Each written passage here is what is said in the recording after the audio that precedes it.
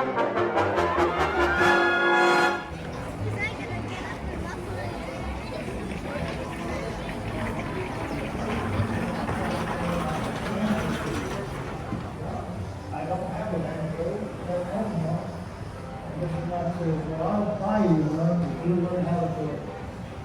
went down to Long Beach the next day, bought a banjo, came back, lots of people came down here and were hoping for a little bit of maybe Western music to listen to.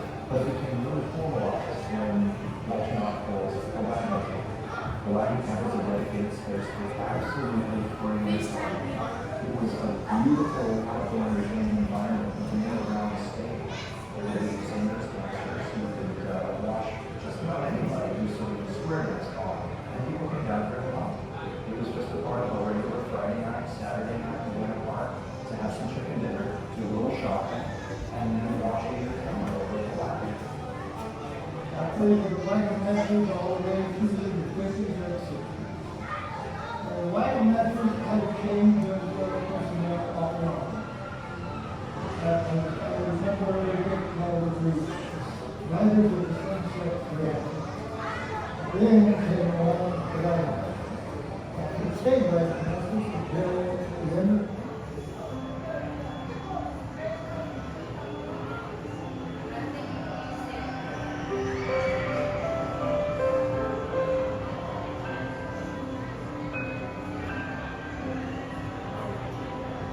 If you're wondering what happened to the American dream, look at that. It was right here, almost 100 years ago, that Walter and Cordelia Knott started farming the very land we were standing on.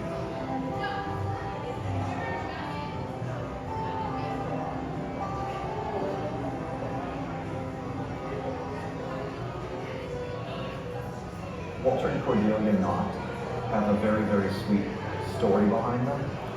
They were high school sweethearts who grew up in Pomona, California, and married right out of high school, started having children.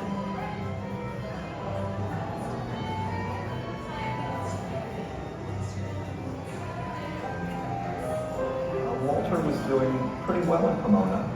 His family was nearby, Cordelia's family was nearby, but Walter Knott really wanted to step out of that Pomona family mold. He really, really wanted to be a farmer. He wound up moving his family out of Pomona into the Mojave Desert. He wound up homesteading in an adobe house. When Cordelia first saw that adobe house, she cried. It was not the life that she wanted for herself or her family, but she stuck by Walter, and they roughed it out for a couple of years. They didn't do very well in the Mojave Desert. Obviously, things were really, really tough. They wound up moving to Shandon, California, and they wound up homesteading up there. It didn't work out for them either. They made some money, but the land was not theirs. It was very important to Walter that he buy his own land. It was Walter Knott's cousin who said, "I'm in Buena Park growing berries. Why don't you come down to Buena Park and tend fields with me?" So Walter Knott came down to Buena Park with his little family in a Model T and wound up learning how to grow berries from his cousin. Highway 39 was the main route from LA to the southern beaches, Huntington Beach. This happened to be kind of the midway stop, the rest area for those people traveling to the beach. So in 1927, they bought the land, and believe it or not, they even bought a little bit more during the Great Depression and started buying out their neighbors, just because Walter wanted to grow his farm, and what a wise choice it was. They leased 10 acres of land, rented a home nearby, which didn't have indoor plumbing, for $7 a month. They lived in that home for 7 years. So many times he could have walked away from his fields and just let his debt go, but he didn't. He continued to pay the bank, and he continued to make ends meet by selling berries at the roadside. Some of the things that Walter and Cordelia had to contend with were, for example, frosts and freezes that killed their crops, enormous rainfalls that drowned their fields. They still made a go of it, but they did so as a family. People who worked here were a lot of people from the surrounding community. They were all friends of the Knotts. When Walter had this property here in Buena Park, he did have some small shacks and sheds in which people lived. Paul Von Cleveland was one of his tenants who just lived here. Walter said, if you can survive on our cooking, you can stay as long as you want.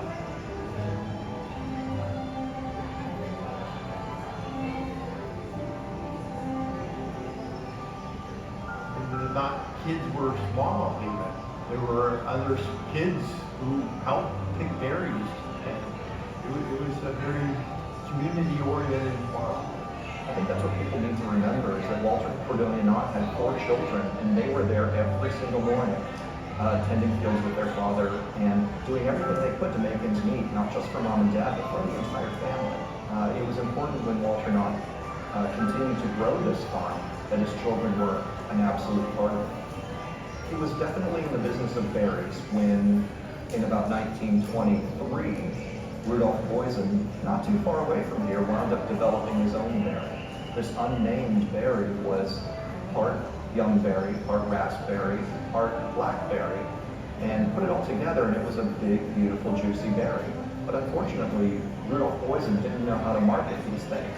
So he abandoned this spectacular shrub and just left it to die. This unnamed berry came to Walter Knott. He discovered it through the grapevine, tracked it down in Anaheim, took a few clippings, and Walter said, I'm going to give this a chance.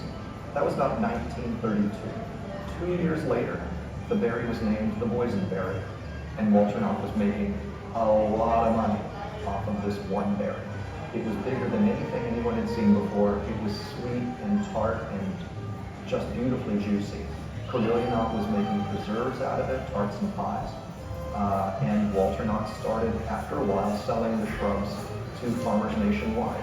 They started selling berry vine through mail order. They developed a catalog to show how to plant the berries and how to grow them, how to get them to produce the best crop they could. The first thing he did was he invested in making a permanent structure. He wound up constructing a little tiny roadside stand with just a few doors, a dirt floor, and next to that a tea room.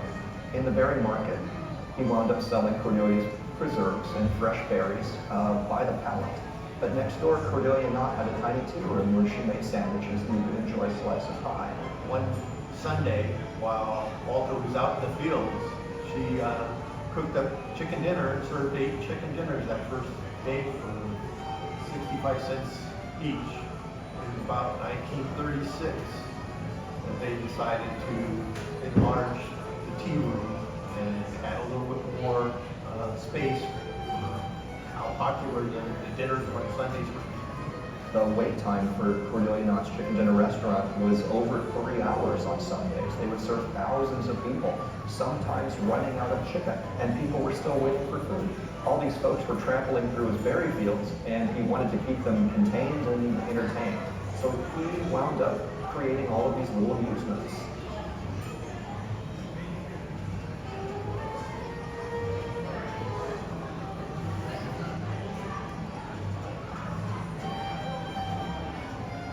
He had monkeys, he had a beehive, he even had an old mill wheel set up with the lyrics to the song Down by the Old Mill Stream, where he encouraged people to sing Down by the Old Mill Stream, just to pass the time as they waited for their chicken dinner. By the late 1930s, he knew he had to do something big. And it was about 1940 that he actually confided in a friend, I'm going to build a ghost town. The ghost town was just off and back of the chicken dinner restaurant. Not too far away, but just far enough away that it would be kind of like a mirage on the horizon. People could pull up their cars and park right in front of the Gold Rose Hotel once upon a time. There was just one street in Ghost Town. That's it. It was Main Street.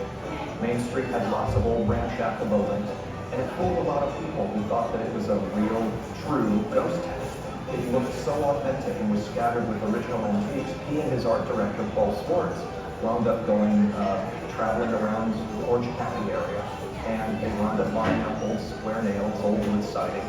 They'd get the shingles off the side of the buildings, some old windows, old doors, and with new interior construction, they added all these old materials on top of the new. It was authentic in every detail, and some of it, believe it or not, so some of it was. Structures such as the blacksmith shop was a real functioning blacksmith shop located just a mile or so away at a different farm. It's an 1800s building that Walter picked up and moved here, lock, stock, and barrel, the whole thing. And it still functions as a blacksmith shop today. Walter Knott wound up traveling throughout the old Wild West and found little traces of history that he wound up bringing back to Knott's Berry Farm with him. These priceless heirlooms of the past were brought here and set to rest lovingly. In these surroundings, a little imagination can take almost anyone back in time, back through thousands of yesterdays, to the roaring, robust bonanza days more than 100 years ago.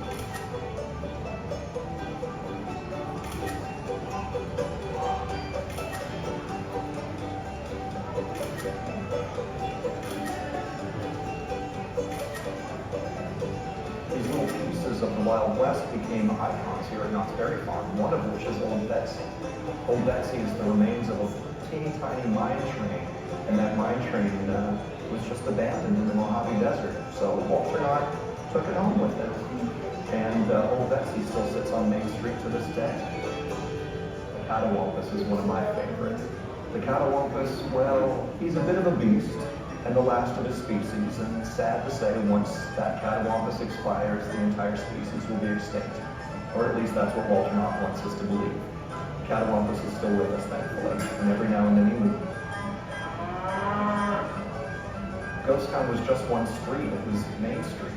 And Walter Knott thought that was as far as it was going to grow, but thousands more people showed up, not just for the Boysenberry and the chicken dinner, they wanted to see the Ghost Town. And who populated Ghost Town? Well, there were a few peeking characters here and there, but the most popular of all was Sad-Eye Joe. People lined up to talk to Sad-Eye Joe. It was a miracle to see this dummy speaking to them, and somehow Sad-Eye Joe made it know your name. Sad-Eye Joe was marketable. People wound up buying little banks and tchotchkes with Sad-Eye Joe on it. People wrote letters and poetry to Sad-Eye Joe. Lots of kids still talk about that and bring their children now that they've grown up. People came to Ghost Town and they had their picture taken in the picture gallery. That was a brilliant idea because it spread Knott's Berry Farm's name to all these different people. You could have a stamp placed on that photograph right at the post office next door and ship it to any of your friends nationwide. When Walter Knott built this little western town, it had a lot of wooden characters that populated it. Little did he realize that some real characters would actually show up. There were people who dressed up as cowboys, and they came to Knott's Berry Farm in order to have their picture taken with people, and then they had a handout for a tip afterwards. They made their living that way. It wasn't Walter Knott who said, please show up and be a cowboy. They just did. And lots of popular characters were born here. There were a few entertainers that walked the streets of Ghost Town with a banjo, for example. You could always see it once in a while walking to the park. In fact, at one time I was playing on a medicine wagon, which they hired me to do when I was playing guitar.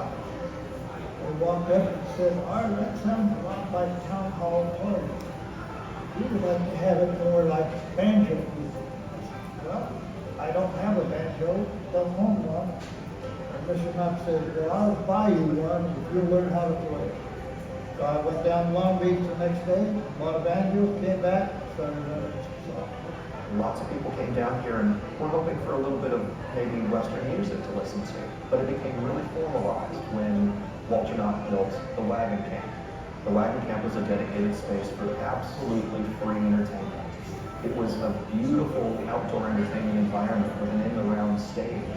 There would be singers, dancers who could watch just about anybody do some square dance calling. And people came down here and loved it. It was just a part of a regular Friday night, Saturday night in Buena Park to have some chicken dinner, do a little shopping, and then watch the entertainment over at the Wagon. I played with the Wagon Masters all the way through the 50s and 60s. The Wagon Masters had a change of personnel off and on.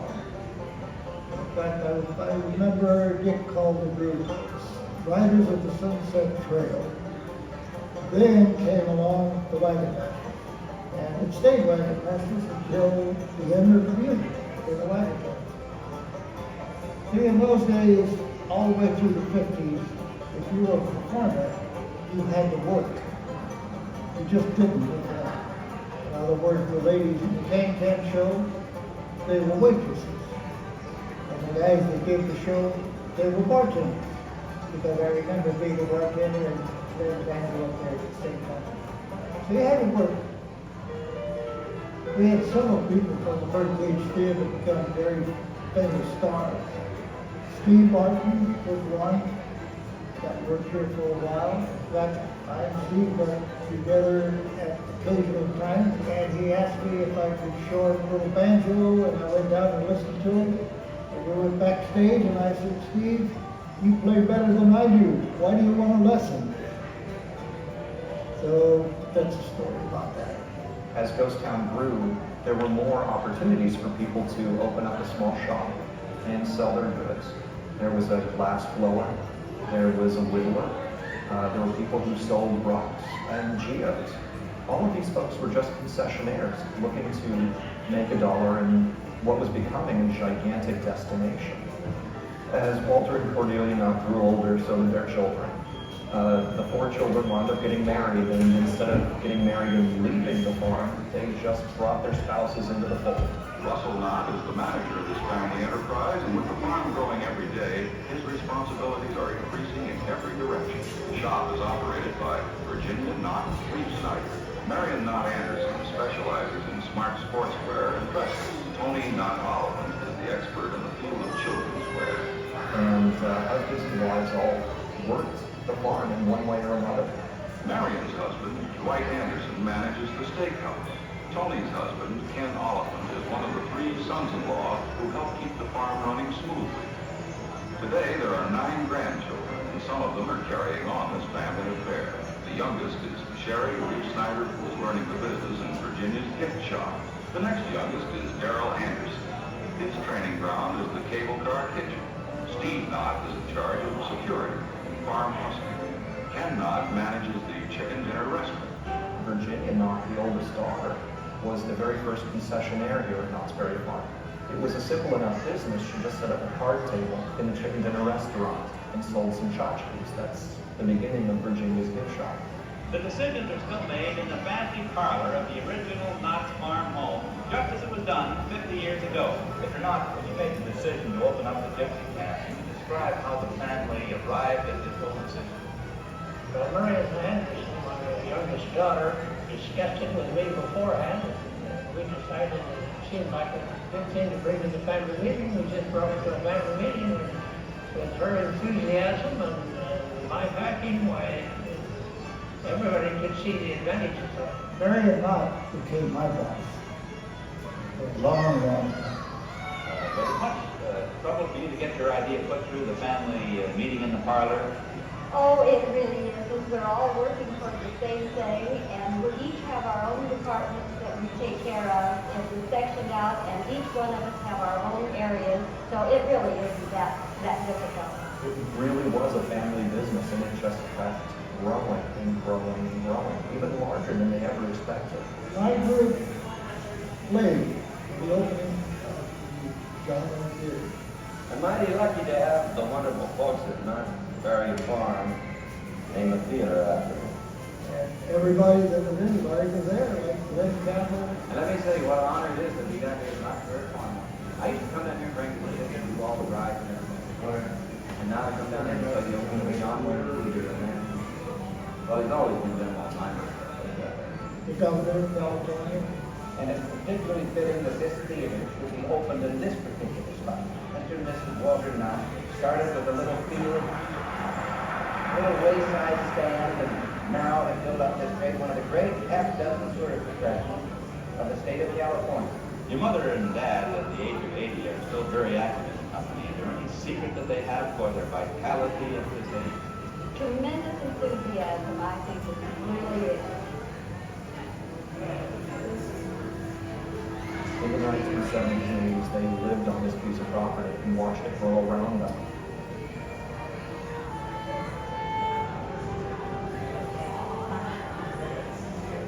In a way, I think that lessons are instinct to some degree, but much less than many people think. You can have all the luck in the world, but all the opportunities from but we don't take those opportunities while they pass by.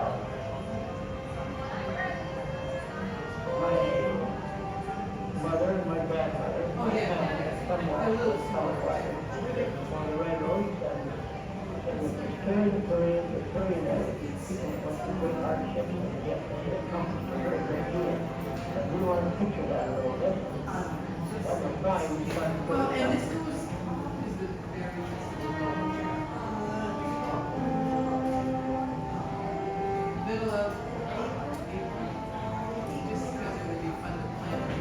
Every Boysenberry in the world today has a garden right here at the farm. This is where we started.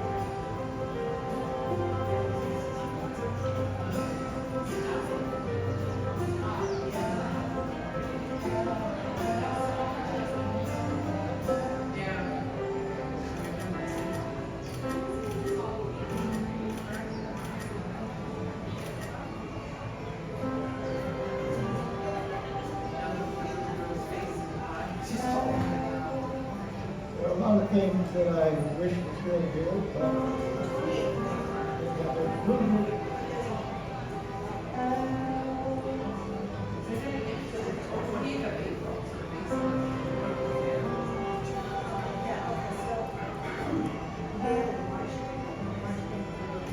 And the legend of Knott's Berry Farm was born. It's amazing that everything that's here now can be traced back to a Boysenberry and fried chicken, but it's absolutely true.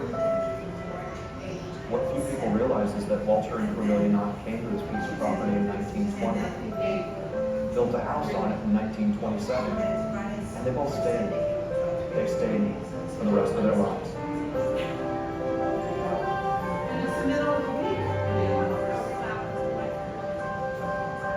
Walter Knott had a big heart, but he was definitely a good man, and he shared his wealth with others at every chance he had.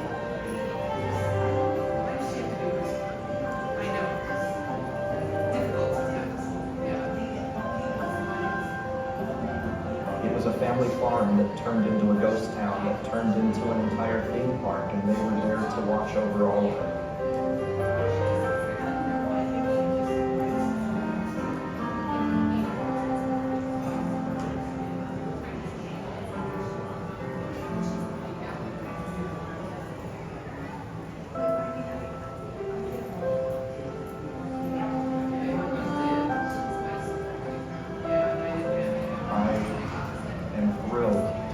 They're still with us to this day, just smiling down, toasting Boysenberry juice to see what they've accomplished.